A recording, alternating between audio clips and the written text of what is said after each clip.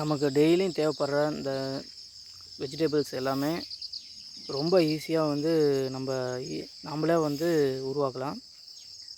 என்னென்னா அந்த மழை பெய்கிற சீசனாக பார்த்து இந்த விதை, அந்த நாற்று இதெல்லாம் வாங்கி நாம் நட்டு வச்சிட்டோம்னா போதும். வேறு எதுவுமே பண்ண தேவையில்ல. கரெக்டாக அது தானாகவே வளர்ந்துருது.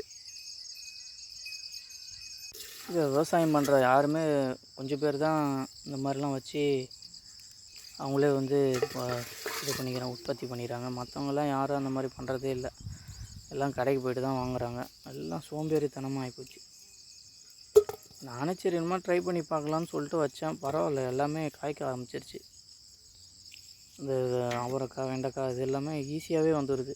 இதெல்லாம் ரொம்ப ஈஸியாக நம்மளே வந்து உருவாக்கலாம் பொழுது. கொஞ்சம் சோம்பேறித்தனம் இல்லாமல் இருந்தால் எல்லாத்தையுமே நம்மளே உற்பத்தி பண்ணிடலாம். ஃபஸ்ட்டு முறை வச்சோம், கரெக்டாக வந்துடுச்சு. இதுக்கு மேலே எல்லா காய்கறியுமே நமக்கு கொஞ்சம் கொஞ்சமாக வச்சுக்க வேண்டியது தான். ஏன்னா ரேட்டு இன்றைக்கி ரொம்ப அதிகமாக விற்கிது. ஏன்னா இயற்கை வளம் நம்மள்ட்ட நிறையா இருக்குது. நல்லா மண் இருக்கிறதுனால எதை வச்சாலும் வந்துடுது. சில பாலைவன நாடுகள்லாம் ரொம்ப கஷ்டப்படுறாங்க. இந்த மாதிரி மண்ணெலாம் அவங்களுக்கு கிடச்சிதுன்னா இதை விட பல மடங்கு அவங்க உருவாக்கிடுவாங்க. என்ன பண்ணுறது?